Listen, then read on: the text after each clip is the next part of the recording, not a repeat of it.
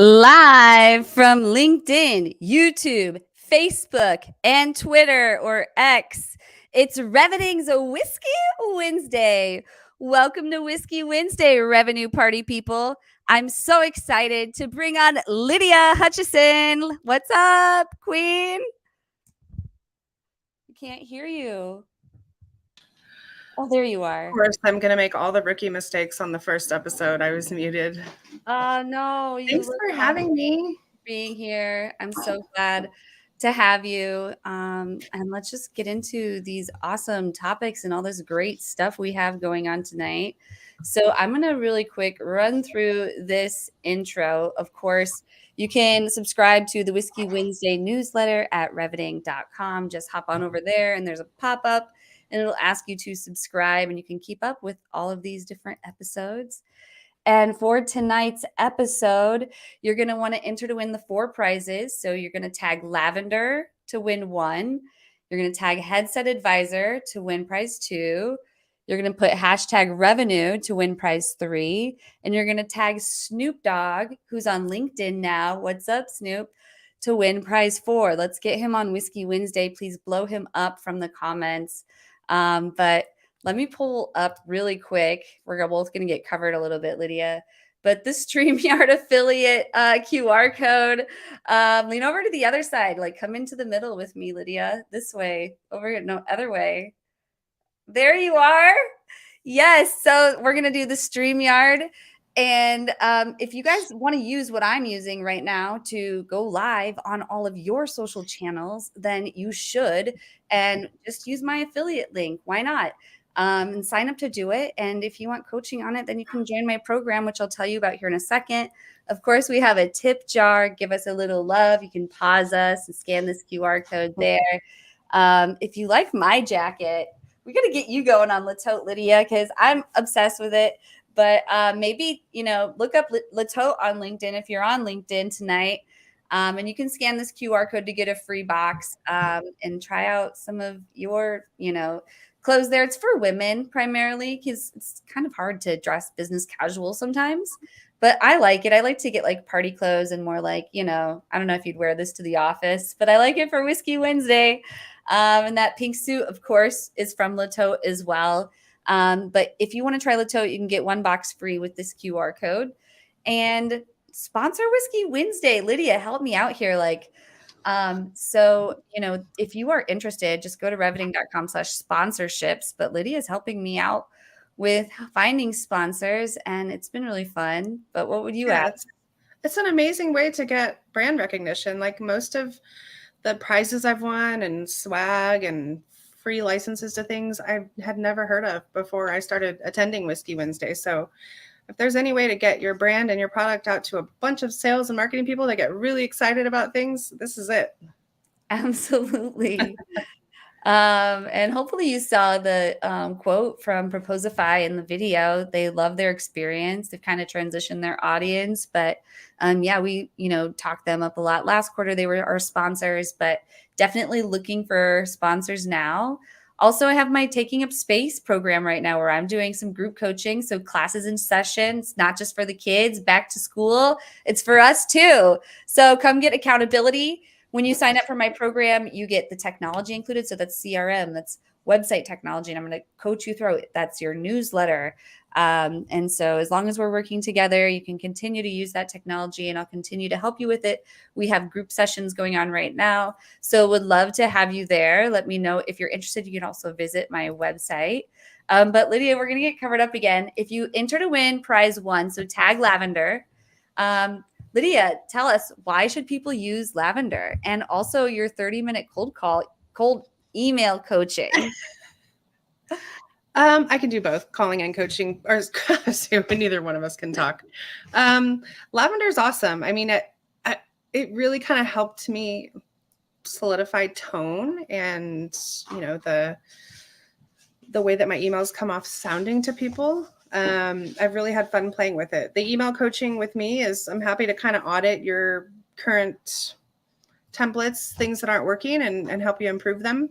And then Task Minions too. I recently got a list from them that was totally validated, and that was awesome. This is an amazing package. Glad to hear that. Task Minions helps me with Whiskey Wednesday too. So that's the VA service I work with.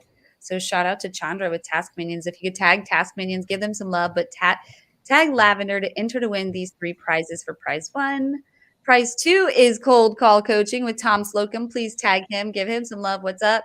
But tag Headset Advisor to enter to win this headset along with 30-minute cold call coaching with Tom Slocum.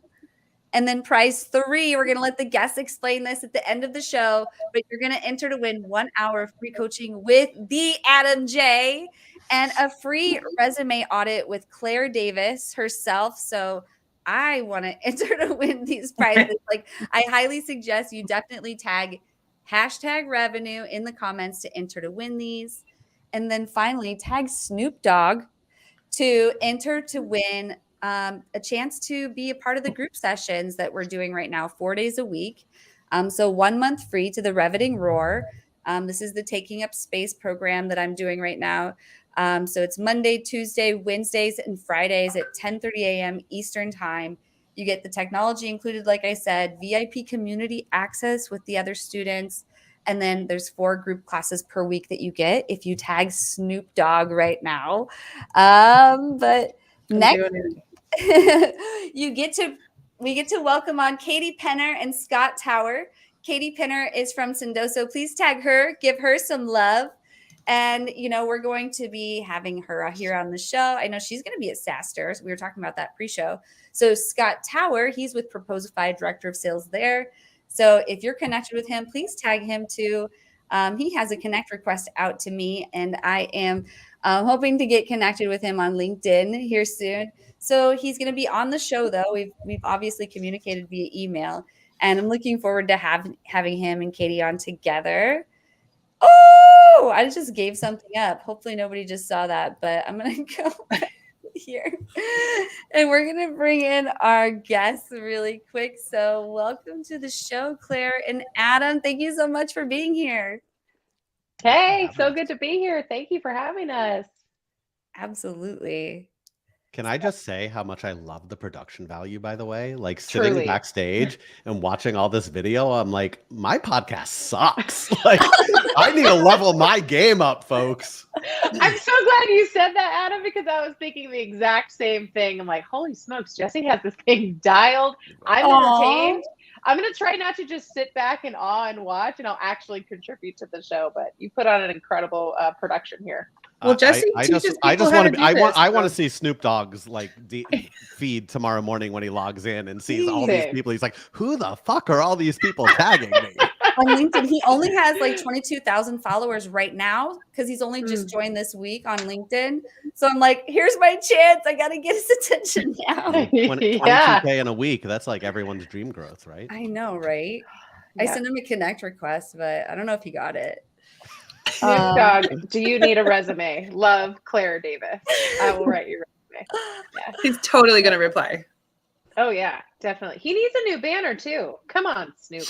Come on. Snoop. He needs my service. I was gonna say, I know a company that helps with this. Class is in session. It's time to level up, Snoop Dogg. All Snoop. right. Well, speaking of leveling up, I can't wait for the audience to hear more from our guests so they can level up. But I'm going to put our 2 minutes on the clock. And if you could, Claire, could you just introduce yourself to the audience, tell us your story, and how we can support you? Yeah, absolutely. Well, again, thank you so much for having me here.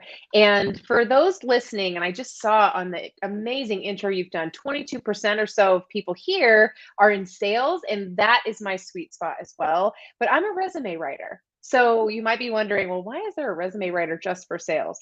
And the short story is truly because how many of you have heard, or maybe even on your resume, it says something to the effect of, a results-oriented sales disruptor or professional with 25 years of experience. And you're wondering, why in the world am I not getting callbacks on my resume? And I keep getting ghosted by recruiters. Probably it's because we need to tweak a little bit of your unique value proposition. And this is exactly what I discovered after getting laid off 5 times in a row. And in fact, twice from the same company in one instance. So I'm here today to tell you that when you are operating on all cylinders in sales and you have really crafted an incredible sales game, and then you get stuck in your job search, it's because we fail to make that link between great selling and great selling for our own career. So I'm Claire, I run Traction Resume, and that's exactly what we do is we help medical sales professionals get great jobs and really harness the power of selling that they're already doing great in their own career for their actual career advancement. So that's from resumes to LinkedIn profiles, brag books, interview prep, you name it. But really channeling what's made you incredible in the field and connecting with your ideal customers from what your solution is to the challenges that they need solved. We approach that the exact same way, but we just do it so that you can advance in your career in a great way and finally get into those jobs as the obvious hire. And it flows smooth as silk when you do it this way. So I'm so glad to be here. Thanks for having me. Oh gosh, here we are. I've got 2 more minutes. You got 2 more minutes. Okay. No, I'll pass the baton. You did that almost perfectly. Like I swear you had a career in radio where you know that the music is coming in and you know that you got to stop right before the intro. When you're training for interviews from the young age of 18, of 13 rather, you get pretty good at timing. I must say, 2 minutes is our sweet spot. Yeah, 2 minutes is great. And speaking of 2 minutes, let's hear from you, Adam. Can you tell the audience about yourself? Yeah, I'll try. I don't have anything prepared for 2 minutes. But I did come from radio. And please let us know how we can best support you. And if the audience, while he's supporting, tag him, go follow him. Also, same with Claire. Tag her, go follow her, and Lydia. So Claire said something that holds true, and I'll use it in my 2 minutes. Like we talk about unique value props, and every sales resume is the same. Every consultant is the same, and I hate the word consultant. But I've been a sales leader for the better part of 15 years. I've done 7-time VP of sales, 2 times CRO. And I finally got tired of working for like one startup at a time and seeing the same mistakes being made over and over and over again. So, excuse me, 3 months ago, I decided to go out to what I thought was going to be on my own. I got very original with this name, Adam J Consulting, to very original, with the goal of helping founders transition from founder-led sales in a responsible way that helps them extend their runway and at the same time decrease their dilution when it comes time to fundraise. What I thought was going to be a journey on my own has quickly morphed. So we launched the Revenue Reimagined podcast.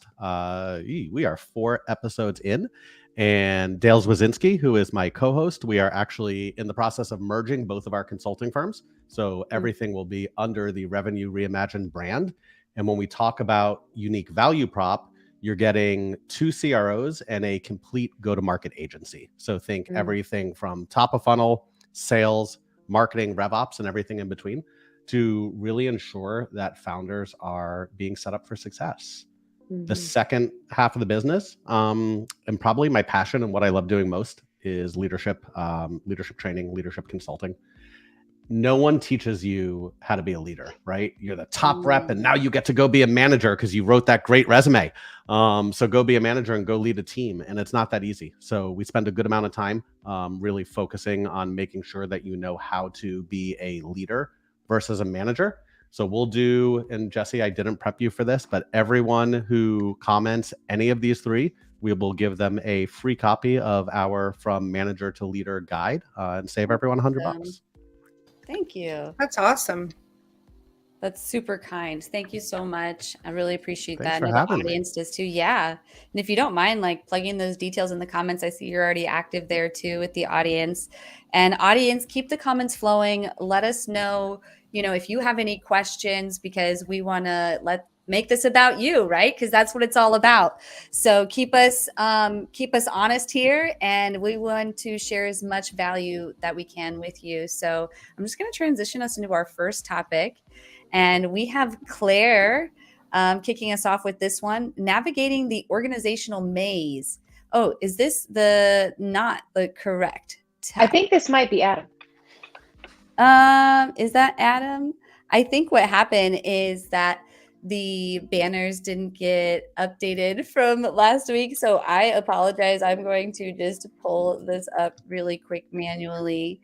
But what we have for this week is Claire kicking us off on transforming sales skills into job search success, offline approach. So looking forward to hearing you kick us off on this, Claire. Does that sound better? Oh yeah. And, and no worries on the banner, but really what I find a lot of times, and what surprised me when I first got into this business, was that we have a really hard time talking about ourselves. And typically what will happen when I'm working with an executive, and typically in medical sales, because we work primarily with the medical sales community, is, they'll call me and they'll first apologize, say, hey, I'm really sorry. I'm just not used to talking about myself. And that generally goes hand in hand with a resume that sounds similar to what it sounds like we should say on a resume and what the industry average really is. But what happens is that means that we don't actually think about what our unique value is that people love doing business with us for. And so, I love working with people like that, because really they are sitting on a gold mine generally. It's that humble nature, but it's really because they have incredible sales chops behind the scenes, and it's just retooling that to your job search. So one quick way to do that is to start leveraging your understanding of sales conversations and sales acumen to help to move your career forward. So things like pitching yourself is something we're all pretty commonly aware of, right? That's pretty much your interview. But really truly understanding not just what we do so great, but what are the problems that our ideal customer is grappling with? And this can really range. So it can be something like, hey, we're going to this new med tech company and they're trying to transition themselves from selling one product at a time to an enterprise sale for the organization. Well, you can think back through your career and say, all right, well, when in my career have I done something at that magnitude? Or when have I approached a problem and we scaled our efforts from what we were doing before to what we're doing now? And how was I successful by the numbers? So I really love to have these conversations, because a lot of times we know how to do these fundamentals. So let's talk about a couple more of them. We've got closing the deal. We've got networking. We've got research and preparation, prospecting, and qualifying those prospects. And it's the same thing when you're trying to get into a new company that you're excited about, as when you're trying to approach a new client. You're trying to make sure that it's not just someone that you want to send your resume over to, but that you're taking a more targeted approach, so that when you do send that resume, it's geared right toward them. And at the same time, you've done that full office call by already connecting with people all surrounding the opportunity before you even approach it. So you become, instead of just one of the many candidates, you really truly do become the obvious hire and often the internal candidate that swoops the entire interview toward the end of the deal. So that's our passion. The reason that this all came about was in my career, I started in pharma recruiting and then I ended up going into medical sales myself. And through that journey, and now to being a medical sales career coach, I ended up getting laid off 5 times. But as hard as that was, the second, the third time that I got laid off, I was feeling really, really down. And so, for anybody here who's been laid off, I completely resonate with the feelings that you go through. I mean, immediately your house is on fire, right? You're feeling really stressed. It's financially stressful.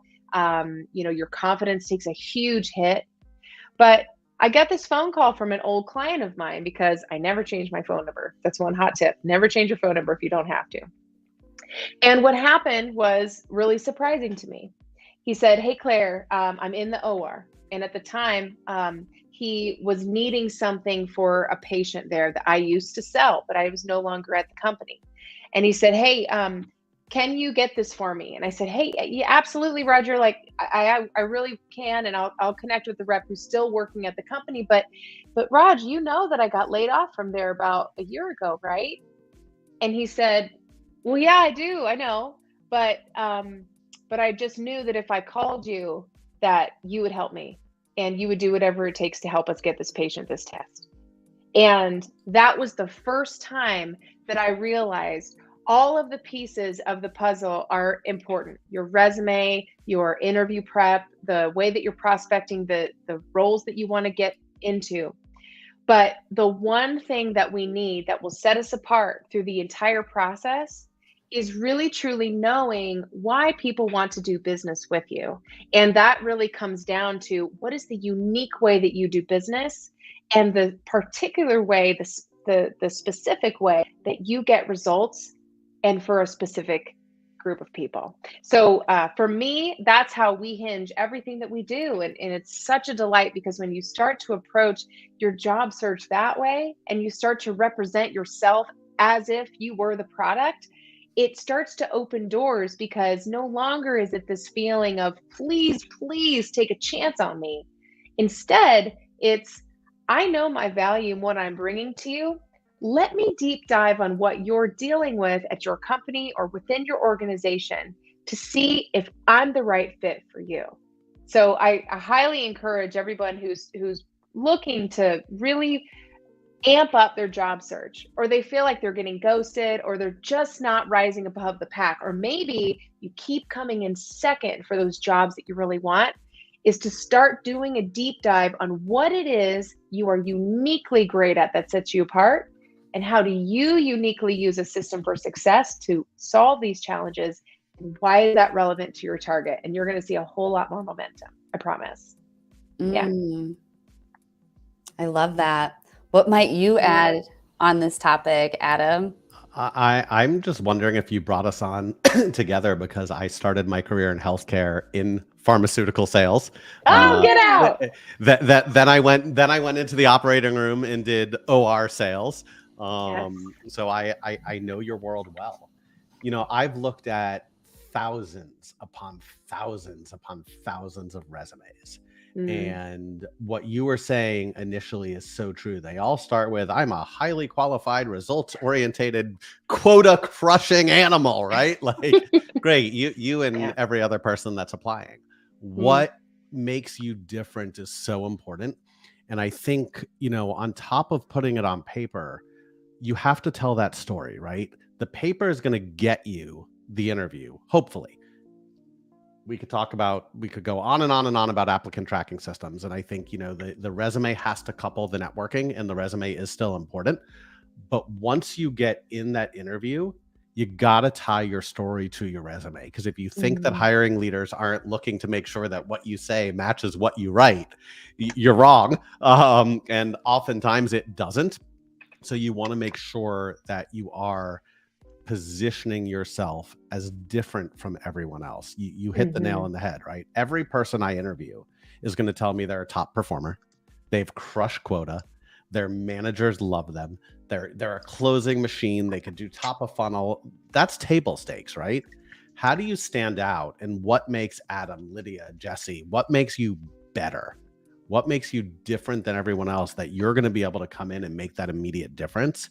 Tie it together from early in the resume process through your outreach and through that interview. And then you don't become number two, you become the person who gets hired. Mm-hmm. And the last thing, and Claire, I'm curious your thoughts on this. No matter what anyone tells you, always keep that resume updated.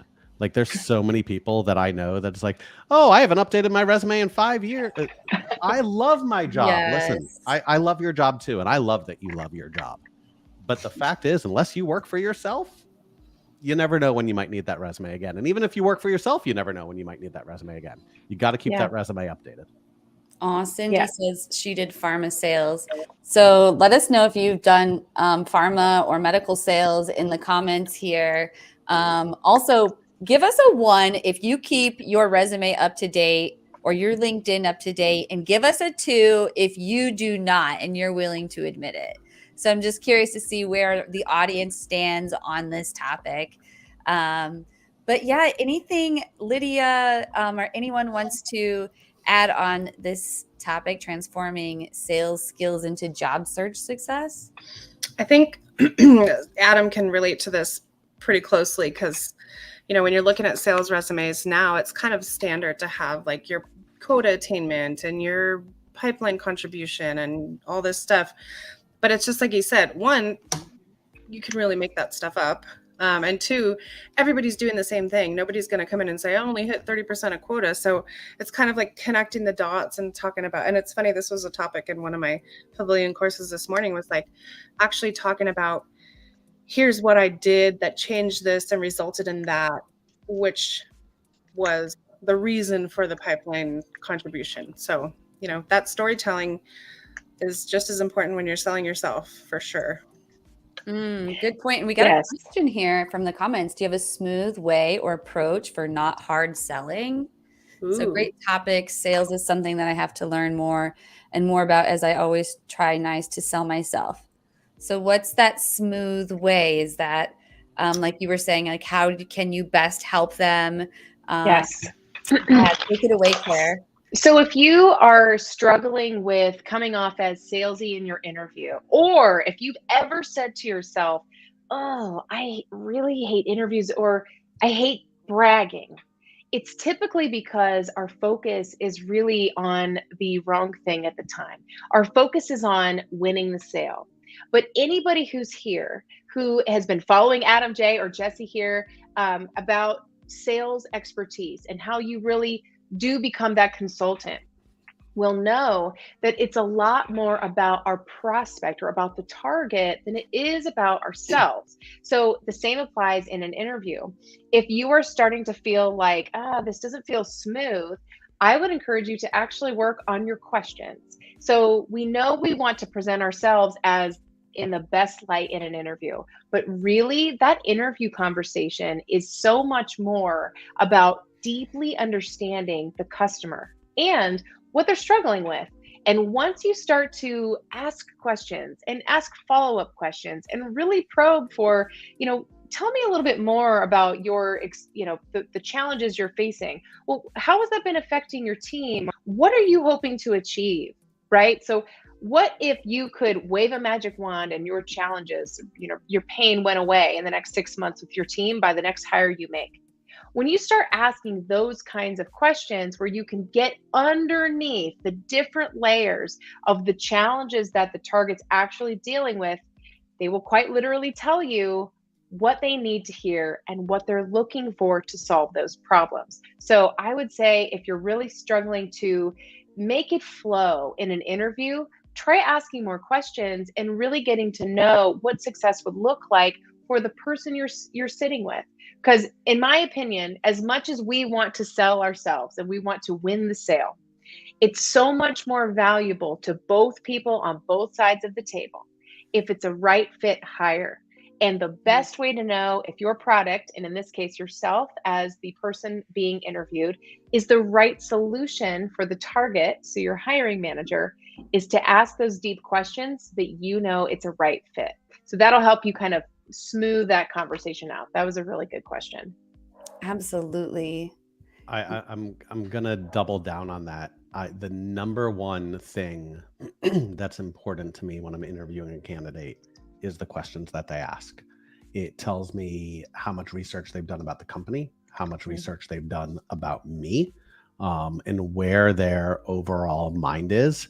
I actually started about a year ago doing interviews backwards. Instead of starting with my questions, I actually start by asking, what the candidate's questions are. So I love that.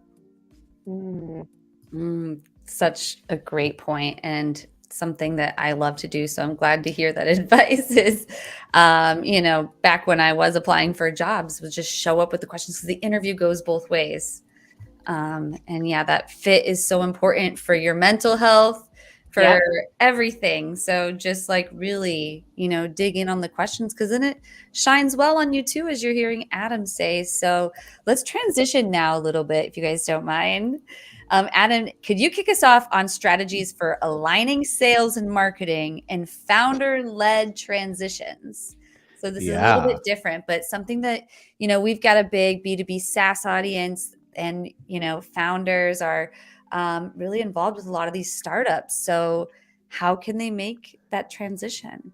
It's funny when you look at founders and you look at those first hires that they make. There's so much rush to hire these big name sales leaders or these big name market leaders that come in from, your large companies, and they're just going to come in and fix everything. And no one talks about the importance of working together. No one talks about the importance of aligning sales and marketing. And no one talks about how to do it the right way.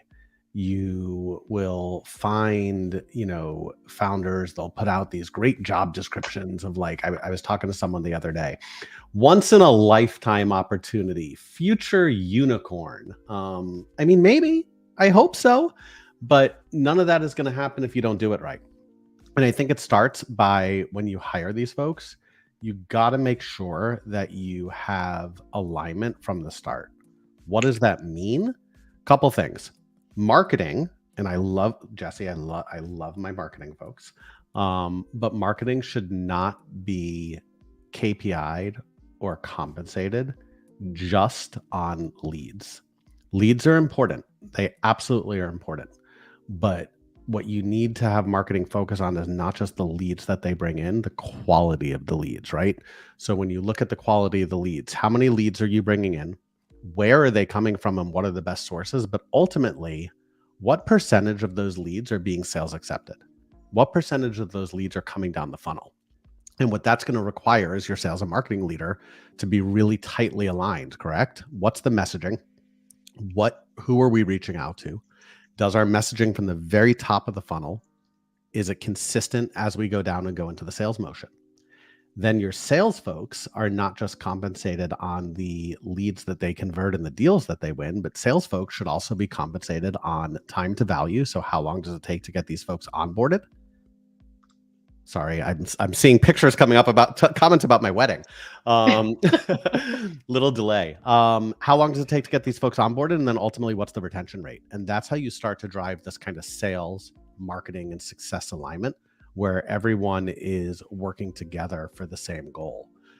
Oftentimes, you'll have founders who they'll have their marketing meetings, they'll have their sales meetings, and you have these folks arguably totally separate, working on two totally different sets of goals with numbers that don't even match. I'm working with a company now, and like the marketing plan and the sales plan are so wildly different. It's no wonder that they can't get out of their own way. And they're trying, but they're not bringing people together. You have to have everyone in the same room. The other thing that I think is really important that ties this together, you got to make sure that these people get along and want to work together.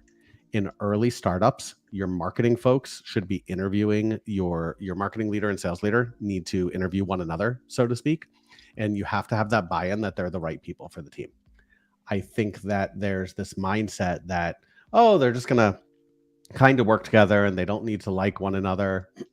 I disagree. While you don't have to love one another, you do have to like one another. You do have to have the same mindset on how to grow an organization, at the same time being open to feedback from each other, so that you can ensure that those goals and those KPIs are aligned.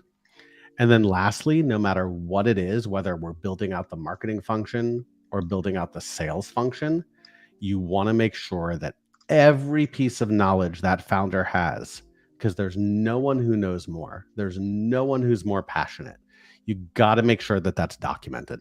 I tell every founder that I work with, I don't care if you write it in Apple Notes, Google Notes, a damn scratch pad on your desk. Everything has to be documented. I'll worry about making it all nice and pretty, but you got to document everything, because otherwise you have everyone all over the place in totally different realms of reality, and no one really has any idea what's working and what's not. It's like music to my ears. Absolutely, yes on everything. And you brought up marketing, so I have to like defend marketing. And from a marketer's perspective, I would tell, like during my interviews, bringing in the last topic, one question I would always ask is, how is marketing success measured? And if it were anything but revenue, I think that's a red flag. And that's just a really great way to kind of help you weed out some of these founders who aren't really taking marketing seriously or valuing marketing. Yeah. And I agree that like early on, once you bring in a marketer or a salesperson, they do need to be involved in the hiring process, because if they don't get along, then that communication that you need for alignment just doesn't work.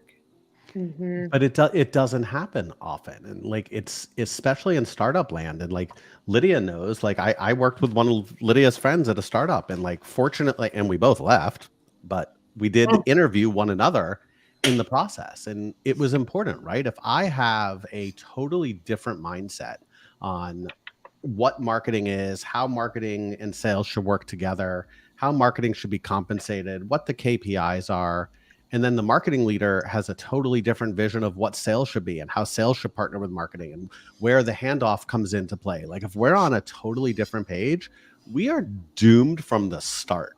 Are we going to agree on everything? Absolutely the fuck not. And that's okay. But can we have a discussion? Can we figure out where the middle ground is? And can we partner together on mutual KPIs where everyone is revenue focused in different areas of the pipeline on what that revenue looks like? You're going to start to see startups grow versus this constant pissing contest. And everyone's going to comment or laugh when I say it, but it's marketing's leads suck. You guys are getting this garbage and you don't know where to go. And you're getting me all these, stupid, content crap that isn't converting. What are you talking about? We're giving you great leads. Your sales reps suck. They just can't close them. Neither one of those is true. It's that you have no communication whatsoever, and one hand doesn't know what the other is doing. It's the age-old debate. And what you said about this having the same KPIs, I mean, obviously there are going to be some differences, but having at least one thing, whether it's revenue or pipeline generation or whatever, that's the common ground. That's how you bond and work together to achieve that goal.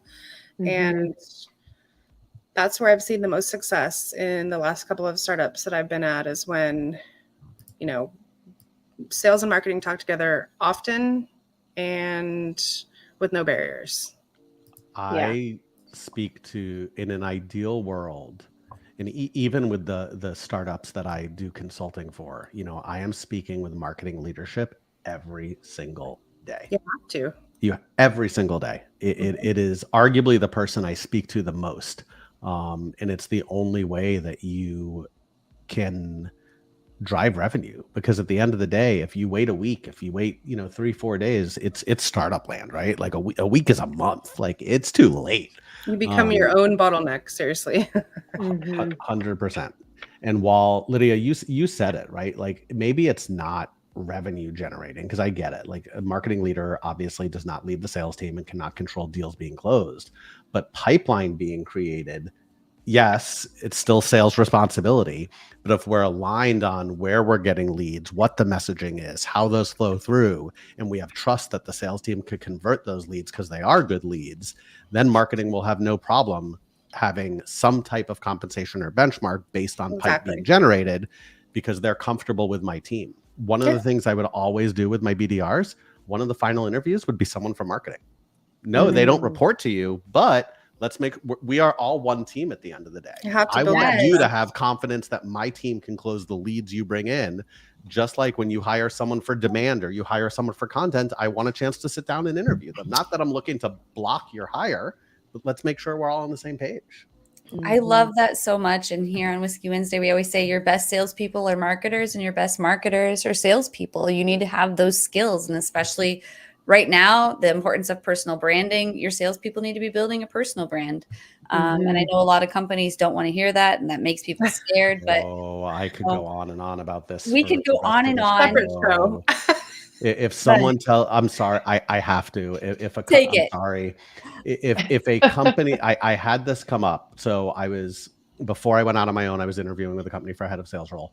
Who it is, I will not say. But at one of the last interviews, they're like, so one thing we want to tell you is if you join us, you can't do any strategic advisory. Okay, there's strike number one. You can't do any consulting. I see Lydia's face. There's strike number two. And this was the best part. And you have to brand your LinkedIn with our logo, our banner, and everything else. And we expect at least 75% of your content to be about us. Peace out. Goodbye. That's a no for me, dog. Any company who is going to tell you that you cannot have a personal brand. Listen, I get it. Not everyone's as fortunate as everyone else. A lot of people need jobs, but you got to think long-term as well. If someone is not going to let you have a personal brand and they want to own your LinkedIn, to me, that's a deal breaker unless you're going to pay me an awful lot of money as my brand to own my LinkedIn. That's a hard stop. I mean, I get really fired up about this one. I love it. Nobody buys you're so right on. And nobody buys things because they really just need to buy it from a company and they just love that company. The people. I'm sorry. It's the people in the company, and people do business with people they like. And so you are already a brand if we just leaned into that. And if companies had a little bit of trust there and maybe some slight guidelines if they must have them, it's just the same as having a non-compete. Getting into a company and having a huge non-compete, and you're like, well, wait a minute, now I'm completely curtailed from my own career. It's a no-go for me. I used to be really shy about talking about non-competes, but truthfully, I don't find them necessary. I think they halt a lot of progress on both sides of the table. As someone who was sued in federal court for violation of non-compete and had the lawsuit thrown out because the judge said that it was garbage, I agree with you. Non-competes, and they're not holding up in most states. Listen, if you are an engineer writing the primary code of a product, I get it. I do. Yeah. As salespeople, as marketing, I would like to think that I'm that damn important that if I go work somewhere else, I'm going to tank your business. But the fact is, I'm good at what I do, but I'm not that good at what I do. I'm with you. I don't know. 100%. And Claire, you said something. Is anyone going to buy because of the brand? If you look at the amount of followers that a person has versus a company has, a person's post versus a company's post, why do you think people like Apollo are hiring Zoe Hartsfield to write for their CEO? Why do you think that, Udi at Gong is moved into an evangelism role? It's the people, not the company. If Udi Ledegor left Gong tomorrow and went to Bob's startup is going to get a ton of business because of Udi, not because of Gong. Yeah. It's about the people. Exactly. Yes. So true. And so with that, I could add so much more to this, but we need to move on and real quick hop to an intermission. So we'll be right back right after these messages. Hey there! In this video, I'm going to show you how to build a WordPress website using the Divi theme. So years ago, when I first wanted to build a website, I was so lost when trying to figure out what I needed, which settings were important, and what tools to use. I really wanted someone to walk me through step by step and to show me which buttons to push. I was able to find someone to support me through that, and I wanted to extend that same level of support to you to help you get started on the right foot. So in this video, we're going to go over how to connect your domain and hosting, installing WordPress, installing a premium theme that I love called Divi, and important plugins that I install on every single website, and then what settings to use for those plugins as well as the theme. So if at any point you're thinking to yourself, that'd be so cool if someone would just do this for me, you can just pause the video at that point and scroll down so you see my guided DIY package. And I'm happy to set all this up, plus assist you as you build your website. Hi, I'm Valerie Christine, and I'm so happy to be here on Whiskey Wednesday. I help women break free from stored trauma so they can be successful. If you've ever known how to do something, you had all the strategies, but you still weren't successful at it, it might be because of stored trauma. This can come up in the form of procrastination, self-doubt, people-pleasing, not having clear boundaries with yourself and with others. And often people look for the answer outside of themselves, but it's usually within. So if you're finding yourself struggling to succeed and you know what to do, you have a list of what to do, but you're just not able to get yourself to do it, reach out to me on Instagram at Heal with Valerie, and that's Heal with Valerie. I would love to talk with you and see in what ways we can support you to get to where you really want to be. Hello, Whiskey Wednesday. Thank you so much, Jessie, for letting me have a few seconds while you're having intermission for Whiskey Wednesday to just share a little bit about myself and the job that I'm looking for. Last week, unexpectedly, I found myself without a job. I have a very diverse and deep sales background with a lot of sales leadership training. I am very comfortable in the IC role as an account executive or an account manager.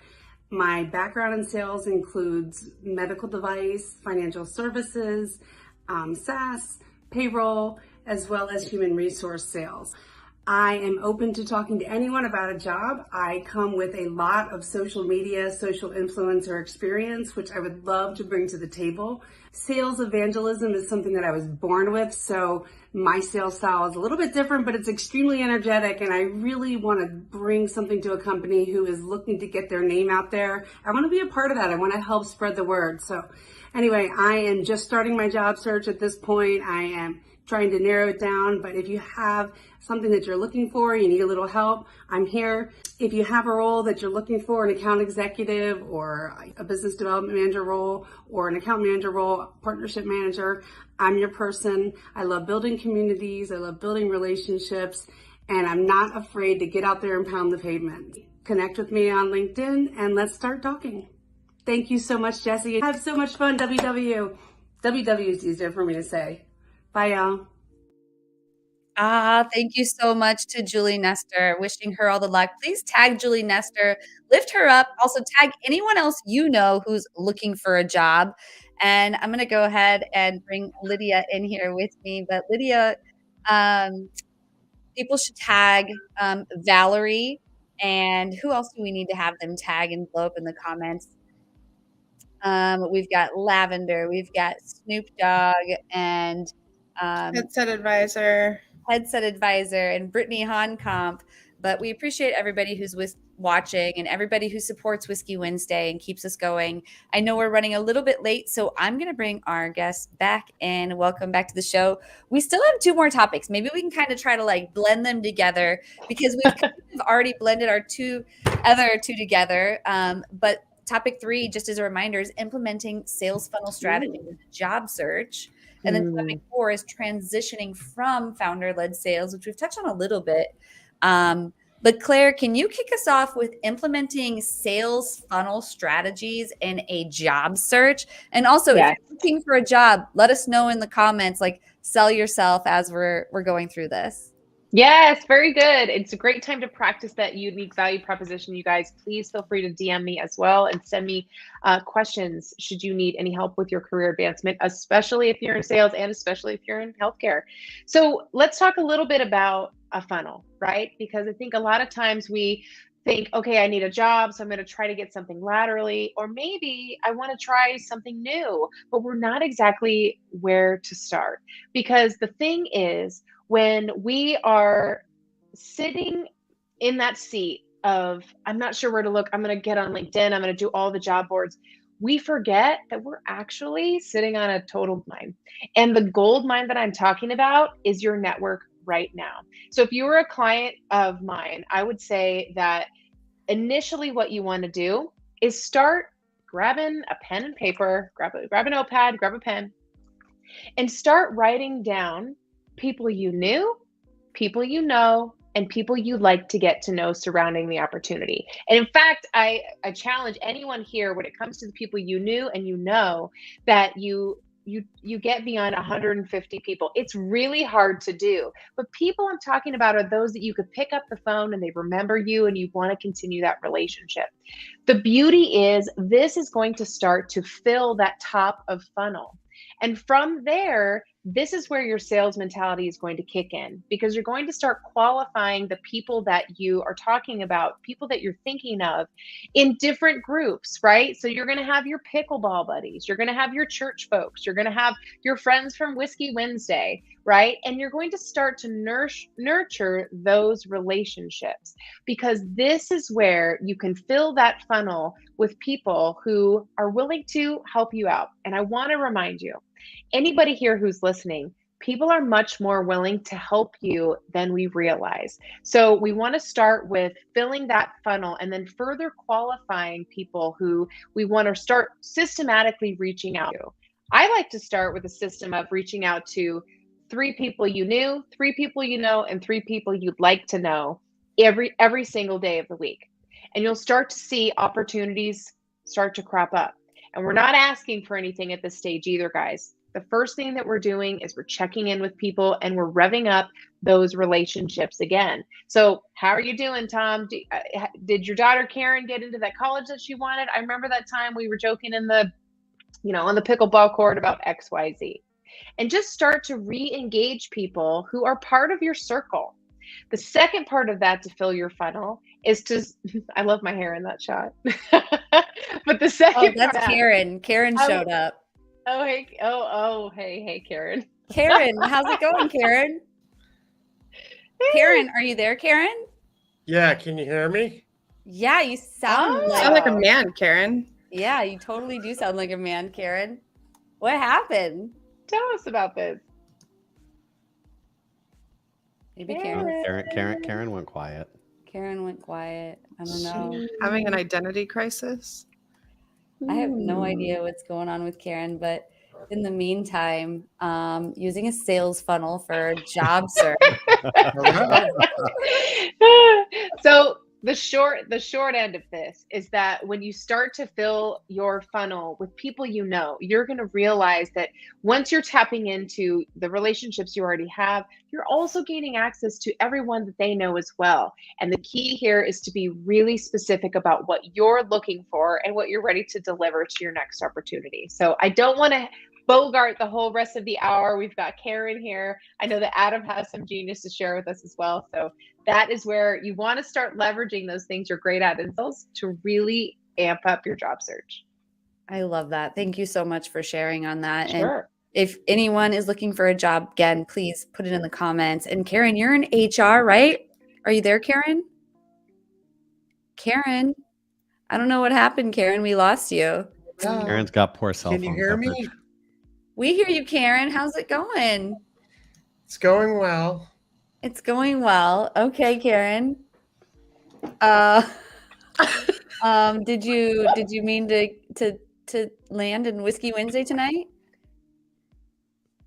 Karen? I think Karen might be having technical difficulties. I don't know. Karen shows up every once in a while. But anyway, so what would you say about using a sales funnel like as a strategy for a job search, Adam? I would say it's the only way to look for a job. Listen, the days of cold dropping a resume in somewhere are long gone. I can't remember the last time that I hired someone from a resume that popped into my inbox through human resources. I think that you have to use a funnel approach. And everything Claire said is spot on, right? You start with those you build out that list, and you treat it just like you're prospecting a client. You don't go out there and like the first call isn't, hey, Claire, I'm looking for a job. Can you help me out? Like, probably not going to go over too well. You don't call a client and say, hey, Claire, like, want to buy this? You got to look at it as a funnel, and then you have to treat it just like a sales process, right? You work from your top of funnel, you go in your mid funnel, you start with the messaging, you start changing it up a little bit, and ultimately you get to that ask.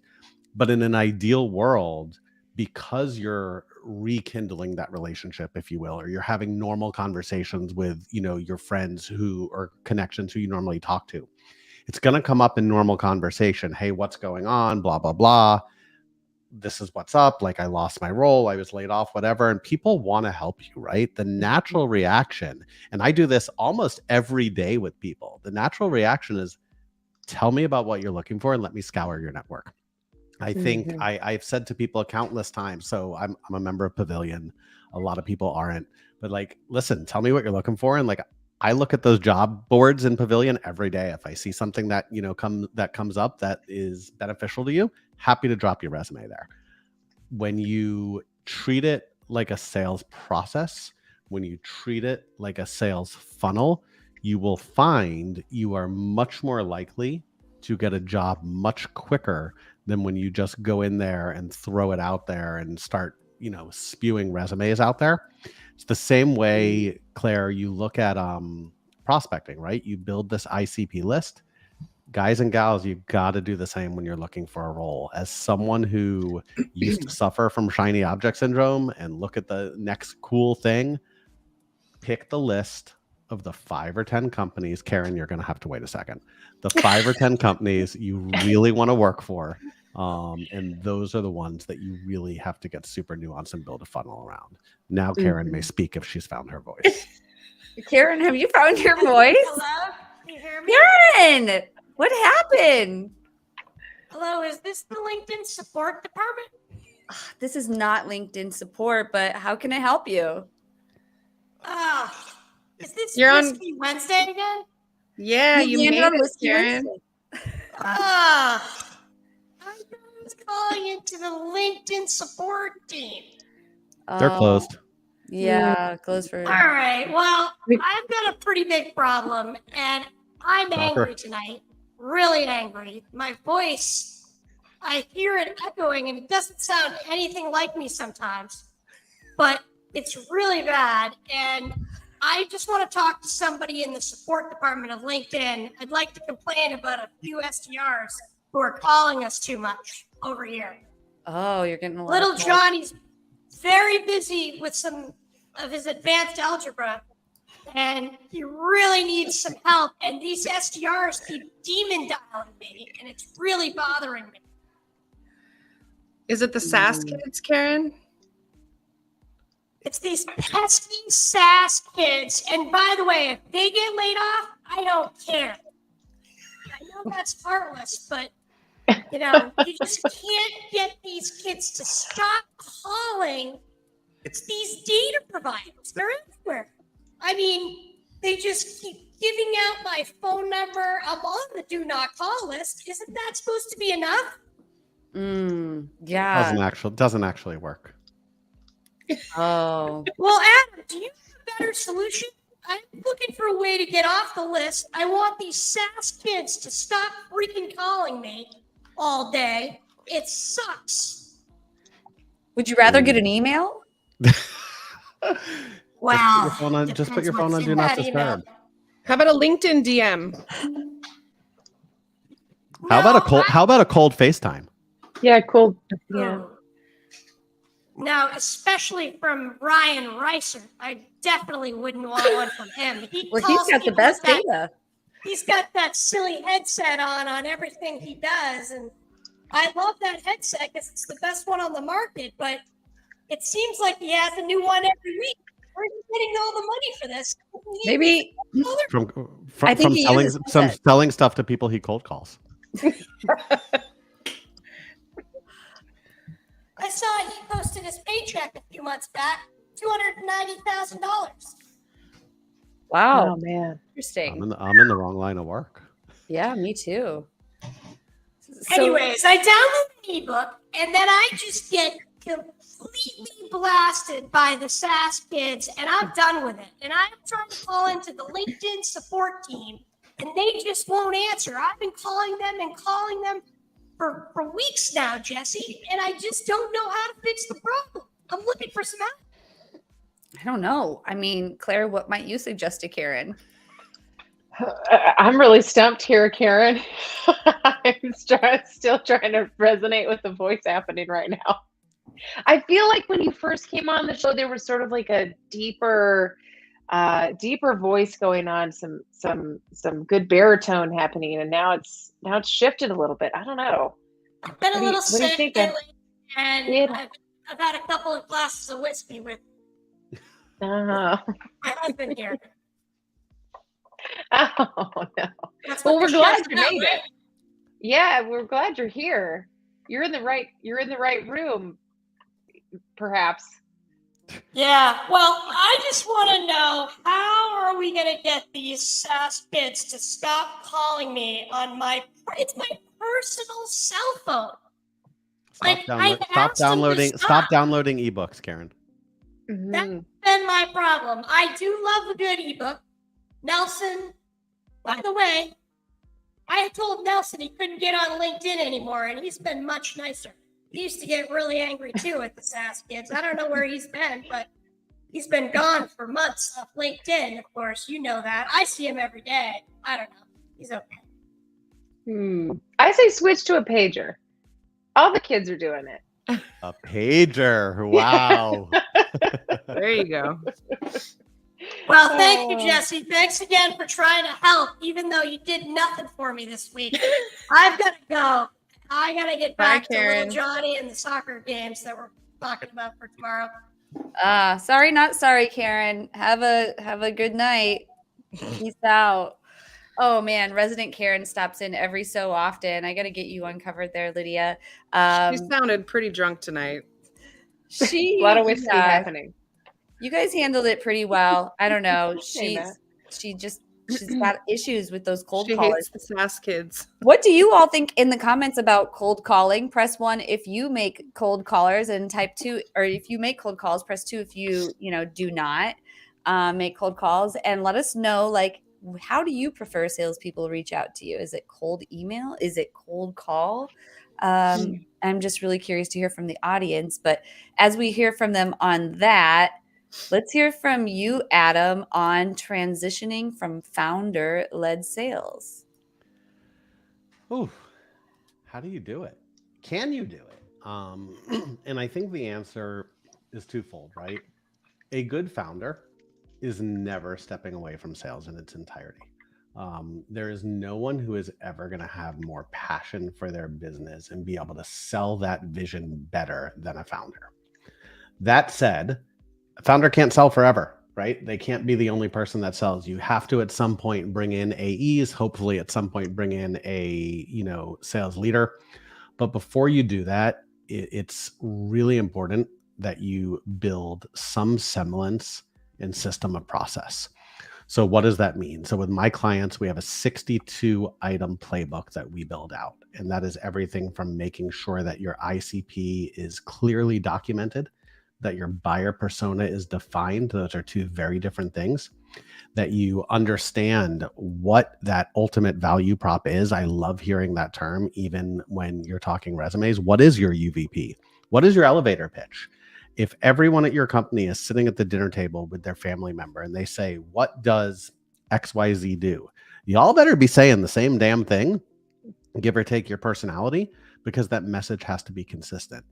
As you start to build that out, now you could start to make sure that you're pressure testing repeatable processes. You're not ready to transition from founder-led sales until you have anywhere between 20 to 30 customers that all look the same. What does that mean? I was talking to a founder the other day who's like, oh, I'm ready to hire sales reps. Are you? Well, yeah, we have 10 deals. Great. Tell me about those 10 deals. Well, one was 100,000, one was 30,000, one was 15,000, a couple were 4,000. They're all different. So how are you ready to transition? You don't even know what you're selling yet. Well, we're just selling to anyone that comes in. That's a problem. Those deals are going to churn. So ideally, you're bringing in an expert to partner with you to help make sure that you're selling to the right people with the right message, and you have a systematic approach that is starting to be documented so that as a founder, you could step away and work on bigger parts of the business. Yes, I that's feel like, so important. Adam, what you shared just reminded me of something. I was given this advice not too long ago, and then, as a founder, eventually you're going to have to choose what role you have, and you may have to fire yourself. So what you're sharing is really resonating with me, because you're so right. I mean, eventually you're going to have to pass that baton and inspire the people around you enough, and so much so that they can carry that forward so that you can do other pieces of the business.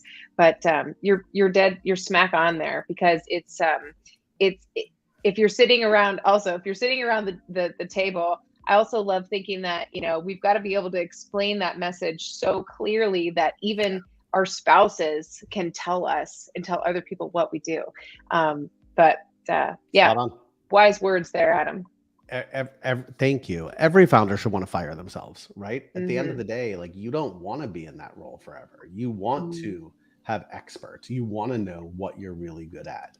And it's the same thing for sales leaders. Like, hire people that are smarter than you. Hire people that are going to excel in the areas where you're weak. Like, I always try to make it a point. Like, I have zero patience, right? Like, none whatsoever. Not my strong suit. So when I'm hiring sales leaders on my team, I try to hire people that overcompensate in that area, so that by the time it gets to me, I don't need my patience, because they've been so patient with the problem that everyone understands why I might not be patient. You got to look for people that are going to counterbalance you. And it's the same thing with founders. If you're a technical founder, focus on finding people that are great at sales. If you're that sales founder, hey, maybe you could do founder-led sales a little longer. Make sure you're hiring a really smart technical lead and product team. Don't hire, and I made this mistake as a sales leader, don't try to hire 27 versions of you, because it's not going to work well. You got to get out of your own way. Great points.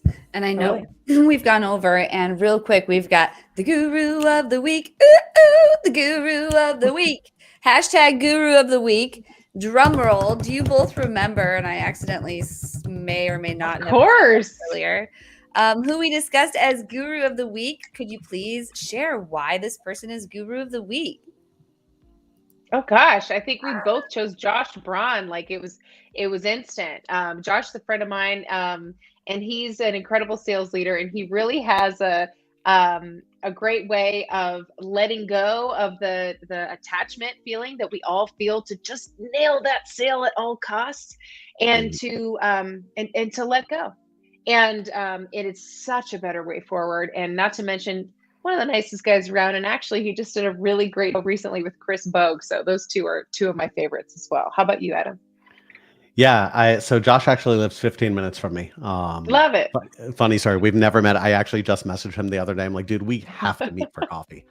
When you look at detaching yourself from outcomes, when you look at the right way to ask questions, when you look at challenging your thought process as much as you're challenging your clients and your prospects' thought process, Josh is really good at doing that in a way that doesn't come off as obnoxious.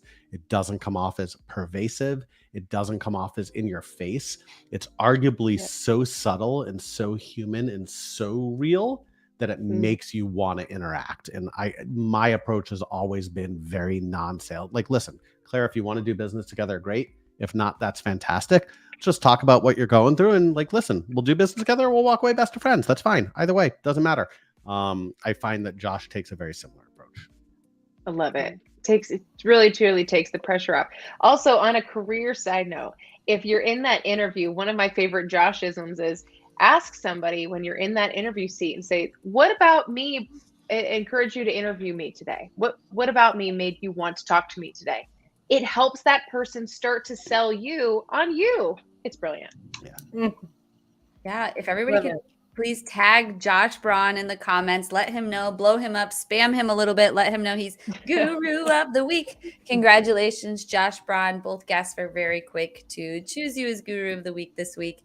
But now we have prizes to give away. And I know hopefully you both might not have to jump, but if you do, I want to make sure that the audience gets a chance to hear from you on if they put hashtag revenue and entered to win prize 3.